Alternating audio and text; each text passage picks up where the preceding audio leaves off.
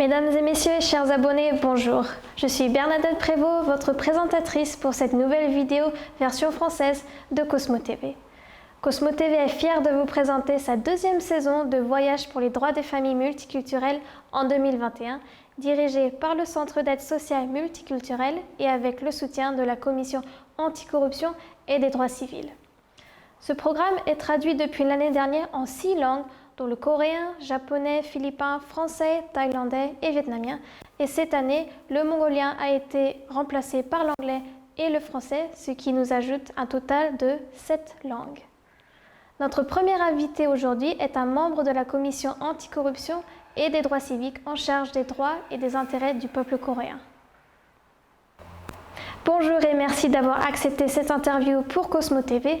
Pouvez-vous nous en dire un peu plus sur vous et du rôle que vous occupez à Kunmin-Chimungo? Bonjour, je suis Che Woo-sok, sous-directeur adjoint en charge de Kunmin-Chimungo. Je m'occupe et inspecte les dépositions de plaintes faites sans langue étrangère ainsi que les pétitions civiles auprès des institutions publiques. Merci de nous rejoindre pour cette interview, Monsieur Choi, responsable de la division nationale des journaux de la Commission anticorruption et des droits civiques. C'est un plaisir de vous avoir avec nous aujourd'hui. Monsieur Choi, vous avez mentionné que vous êtes responsable de la gestion des plaintes relatives aux langues étrangères pour Kunmin-Chimungo. Ce terme peut paraître inconnu pour nos téléspectateurs issus de familles multiculturelles. Pourriez-vous présenter brièvement ce que cela représente? Kunmin-Chimungo permet à toute personne vivant en Corée de déposer en ligne une plainte ou pétition auprès d'une agence administrative et de recevoir les résultats de ce processus. Plus de 1000 agences administratives en Corée traitent ces plaintes grâce à Kunmin-Chimungo, le ministère de la Justice en charge de l'immigration. Les agences administratives telles que le ministère du Travail et les gouvernements locaux, tous utilisent Kunmin-Chimungo pour traiter les plaintes et pétitions. Si vous rencontrez des inconvénients ou difficultés dans votre vie quotidienne, n'hésitez pas à demander de l'aide du gouvernement coréen en utilisant Kunmin-Chimungo pour déposer vos plaintes à tout moment, n'importe où et très facilement.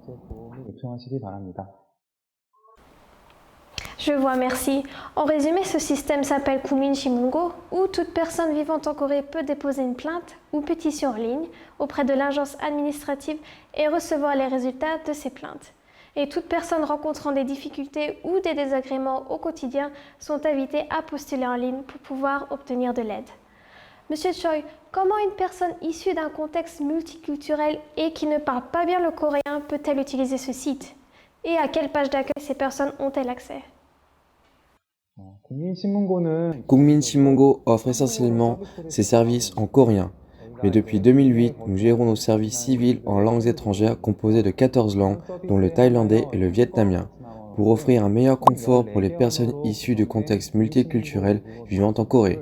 Tout d'abord, si vous souhaitez visiter le site de plaintes relatives aux langues étrangères de Kunmin-Chimungo, vous pouvez rechercher Kunmin-Chimungo et sélectionner la langue étrangère en haut à droite. Vous pouvez également désormais visiter le compteur des plaintes et pétitions en langues étrangères en cliquant sur www.epeople.go.kr pétition directement dans la barre d'adresse internet. Si vous souhaitez utiliser Kunmin-Chimungo, vous devez vous inscrire pour devenir membre ou obtenir votre propre certification. Mais veuillez utiliser uniquement votre adresse email pour identification et n'hésitez pas à visiter notre site. De plus, si vous avez beaucoup de demandes de réclamation, veuillez noter que le téléchargement de l'application Kunmin-Chimungo est possible depuis votre portable et vous facilitera l'utilisation. Donc votre site fonctionne en 14 langues et il suffit de rechercher Kunmin-Chimungo sur Internet.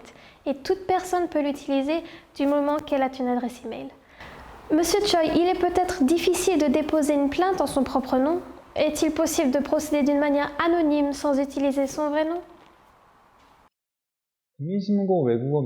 Oui, il est possible de déposer une plainte sans utiliser votre vrai nom lorsque vous vous servez de Kunmin-Chimungo.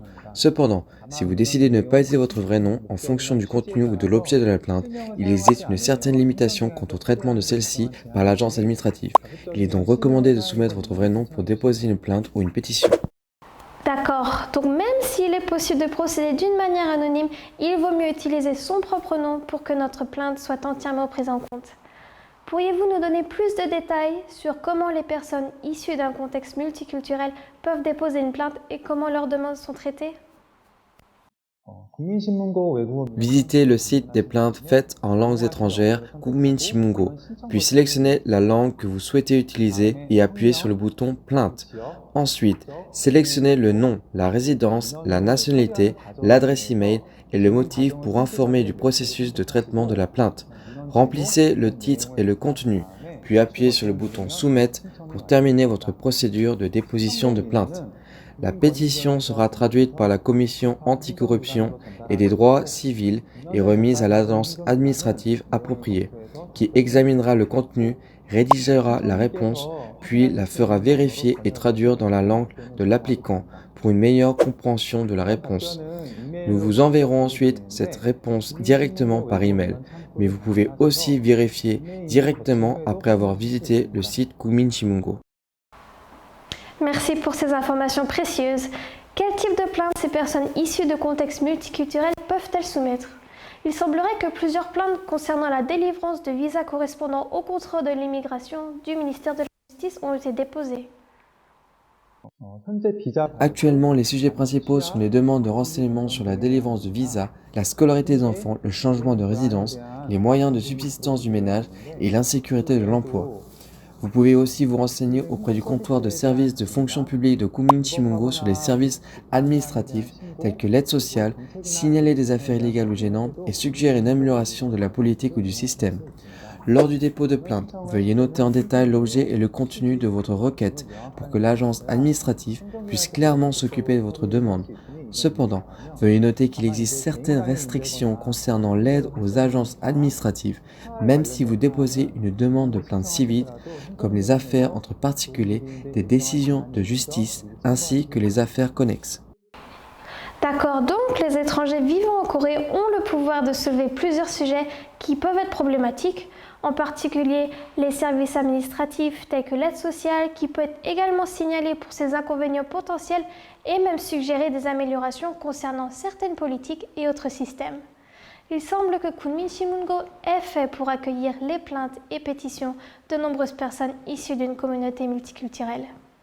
Monsieur Choi, en tant que représentant de 국민신문고 et pour les futurs nombreux utilisateurs, auriez-vous quelque chose à ajouter aux informations données précédemment? Oui, à l'avenir, n'hésitez pas à utiliser 국민신문고 afin que vous puissiez bénéficier de certains soutiens concernant l'administration ou bien obtenir de l'aide pour toutes sortes d'inconvénients rencontrés dans votre vie quotidienne en Corée. J'espère que le centre d'enregistrement des plaintes en langues étrangères de 국민신문고 vous sera d'une grande aide. Merci Monsieur Choi. Un dernier mot pour conclure cette émission de Voyage pour les droits des familles multiculturelles saison 2. Grâce à cette interview, j'ai découvert Cosmo TV et j'ai été très impressionné de vous voir faire quelque chose d'important et de significatif pour les personnes issues de différentes cultures. Nous vous demandons de continuer vos efforts pour aider davantage la communauté multiculturelle à se sentir investie et à vivre ensemble sans inconvénients. Merci. Merci beaucoup Monsieur Choi. Vous faites actuellement partie du premier épisode de Cosmo TV et de Voyage pour les droits des familles multiculturelles saison 2.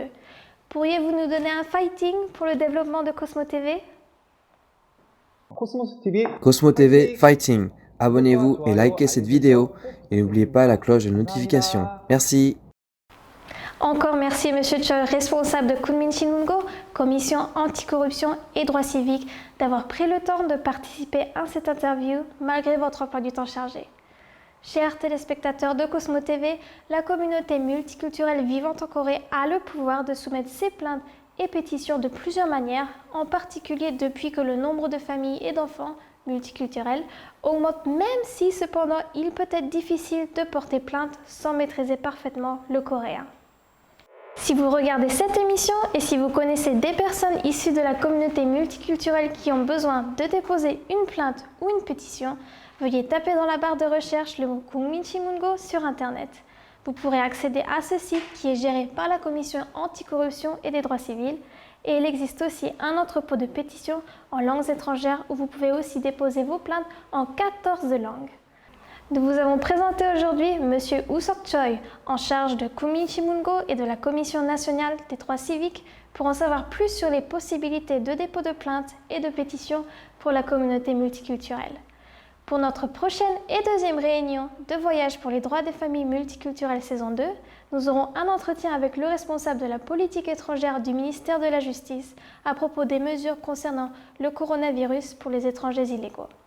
N'oubliez pas de vous abonner et de liker cette vidéo et je vous revois très bientôt pour un nouvel épisode sur Cosmo TV. Prenez soin de vous. 사랑합니다.